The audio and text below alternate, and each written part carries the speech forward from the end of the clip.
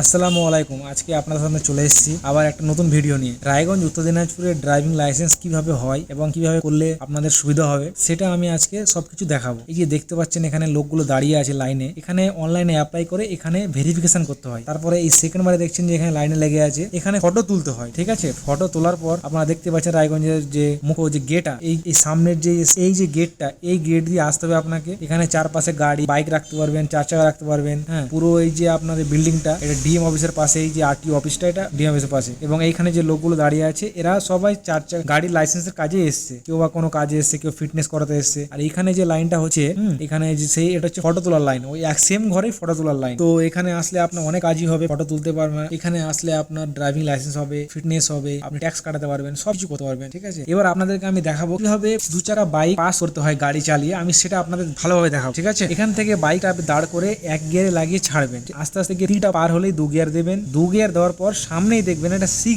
Zone বলে লেখা আছে। সেই লেখার পার করেই সঙ্গে সঙ্গে এই যে একবার দুবার তিনবার হাত দেখানোর পর চারবার বেলা হাঁটা স্টপ দেখাতে হবে। এটা বলে স্টপ দেখিয়ে এই দুই লাইনের মধ্যে আপনার গাড়িটা দাঁড় করতে হবে। তারপর অফিসার আপনাকে বলবে আপনি ফাইলটা দিন, মানে যে ওটা অনলাইন করে নিয়ে আসুন সেটা ফাইল আপনার কাছ থেকে নেবে, বা ওটা নিলে আপনাকে পাস করে দিল। এবার আপনি তিনবারের জায়গায় দুবার হাত দেন, তাহলে কিন্তু আপনি পাস করতে পারবেন না। তো আপনাকে তিনবার হাত দেখাতে হবে, স্লো ডাউন, তারপর একবার স্টপ দেখাতে হবে, বাস, তাহলে আপনি পাস করবেন। ঠিক আছে, ভালোভাবে মনে রাখবেন, তিনবার স্লো ডাউন একবার স্টপ দিয়ে আপনাকে দুই দাগের মধ্যে গাড়িটি দাঁড় করাতে হবে। এটা যদি করতে পারেন তাহলে আপনি দুই চাকা পাস করবেন। চার চাকাটা আমি নেক্সট ভিডিওতে দেখাবো আপনাদের কিভাবে পাস হতে হয়। ঠিক আছে, ধন্যবাদ, ভালো থাকবেন। এইভাবে আপনাকে গাড়িটা নিয়ে পাস করতে হবে।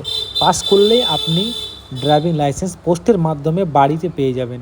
আপনার কোনো রকম কাউকে টাকা দিতে হবে না। ধন্যবাদ।